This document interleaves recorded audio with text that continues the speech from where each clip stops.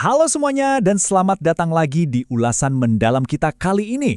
Pernah kepikiran nggak sih gimana rasa lapar dunia yang nggak ada habisnya akan sumber daya ternyata nggak cuma memicu konflik fisik di daerah-daerah pelosok, tapi juga seakan menggemakan nubuat geopolitik kuno.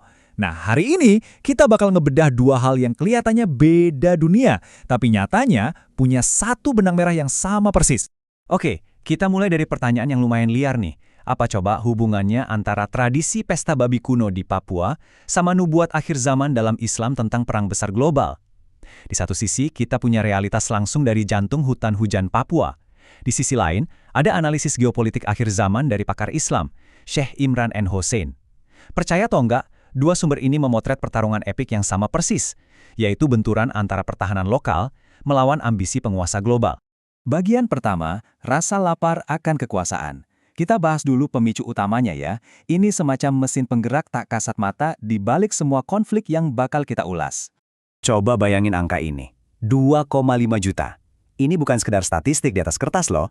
Di dunia nyata, tepatnya di Papua, 2,5 juta hektar hutan perawan saat ini lagi ditargetin buat mega proyek bioenergi negara.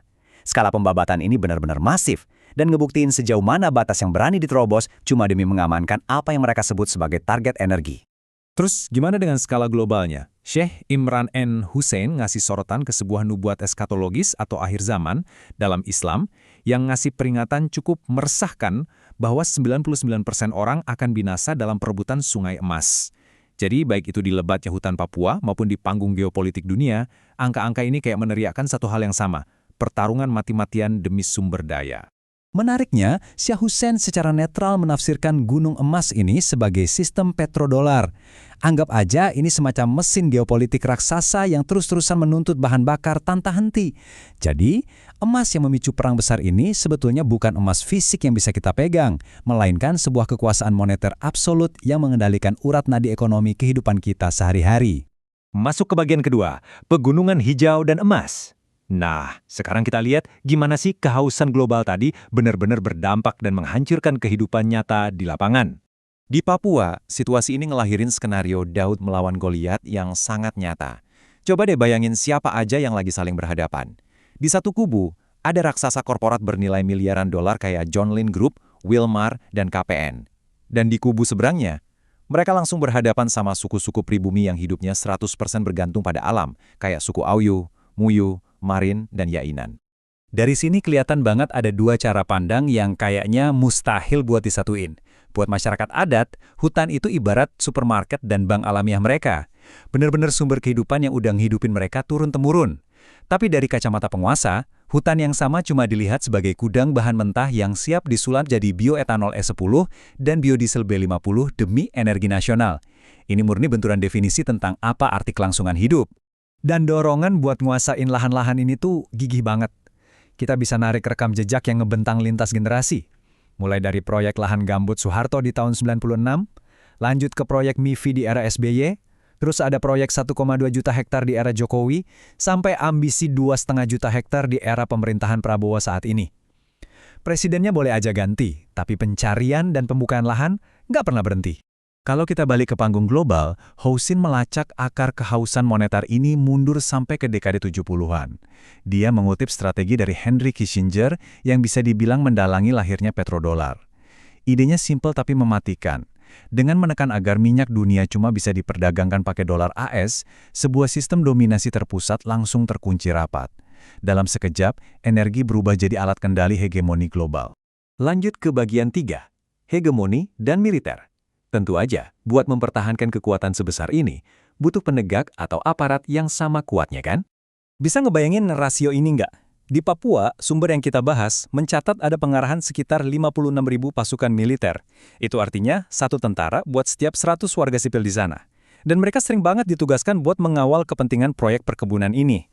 Nah, pola pemaksaan yang sama persis juga terjadi di tingkat global, di mana kekuatan imperialisme moneter barat benar-benar mencengkram leher sistem ekonomi dunia dengan target dominasi total. Sheikh Hussein membedah hegemoni ini pakai kacamata sejarah yang lumayan panjang. Dia memetakan transisi kekuasaan dunia dari Pax Britannica yang dulu berjaya lewat Bank of England dan Pound Sterling, terus bergeser ke Pax Americana yang ditopang dolar AS lewat sistem Bretton Woods, dan pada akhirnya mengantisipasi datangnya era Pax Judaica di masa depan, di mana dinubuatkan bakal ada sebuah negara pusat baru yang bangkit buat mendominasi. Tapi kalau kita lihat realitanya di lapangan, dampaknya benar-benar brutal. Ribuan ekskavator dikerahkan buat melumah tanah ulayat pribumi, ngubah hutan sagu purba yang dijaga selama ini jadi sekedar hamparan kebun tebu, berkat dukungan kehadiran militer yang masif. Buat penduduk lokal, ini berarti hilangnya area berburu dan mencari ikan yang udah ngidupin keluarga mereka ratusan tahun. Ini bukan sekedar ubah ekosistem ya, ini benar-benar penghapusan ruang hidup. Bagian 4. Aliansi tak terduga dan perlawanan. Karena, di mana ada penindasan yang super kuat dan masif, di situ pasti lahir perlawanan yang seringkali nggak ketebak. Coba bayangin, Anda lagi jalan di tengah hutan, terus tiba-tiba nemuin 1.800 salib merah terang menancap di tanah. Buat suku Awiyu, ini sama sekali bukan ornamen agama. Ini adalah sasi, semacam hukum adat tradisional yang sangat sakral. Ini adalah sebuah garis batas sekaligus peringatan keras buat negara maupun korporasi, jangan pernah berani melewati batas tanah leluhur kami. Dan ngomong-ngomong soal pertahanan, ada yang lebih canggih lagi nih. Kenalin, namanya Awon Atatbon. Ini adalah pesta babi suku Muyu yang masa persiapannya aja butuh waktu 10 tahun penuh. Jangan salah, ini bukan sekedar pesta makan-makan biasa loh. Ini benar-benar strategi sosial ekonomi tingkat tinggi yang dirancang khusus buat mengamankan hak atas tanah dan ngebangun aliansi pertahanan antar suku demi menahan gempuran dari luar. Luar biasa kan? Kalau kita geser lagi ke panggung geopolitik makro, Sheikh Hussein memaparkan bentuk perlawanan yang beda lagi bentuknya. Dia menyoroti gimana dinamika kekuatan global bergeser pasca Perang Dingin, mulai dari kebangkitan Rusia dengan akar spiritual Kristen Ortodoksnya, aliansi strategis mereka sama Tiongkok buat ngedobrak hegemoni Barat, sampai nyinggung sebuah nubuat kuno soal aliansi masa depan antara umat Islam dan Kristen Ortodoks. Nah, pola benang merahnya makin kelihatan jelas banget sekarang. Entah itu masyarakat adat di pedalaman hutan yang pakai jaringan sasi sakral dan pesta lintas generasi buat bertahan, atau aliansi negara-negara global kayak BRCS yang bersatu buat nekan balik sistem petrodolar, intinya sama, dorongan insting kita sebagai manusia buat melawan hegemoni dan mendobrak dominasi itu benar-benar sesuatu yang universal. Sampai kita di bagian terakhir, akhir dari berbagai era. Lantas, kemana semua ini pada akhirnya bakal bermuara? Menariknya, kedua sumber kita ini secara independen sama-sama nunjuk ke satu titik tabrakan yang udah pasti nggak bisa dihindari. Pikiran dia secara logika.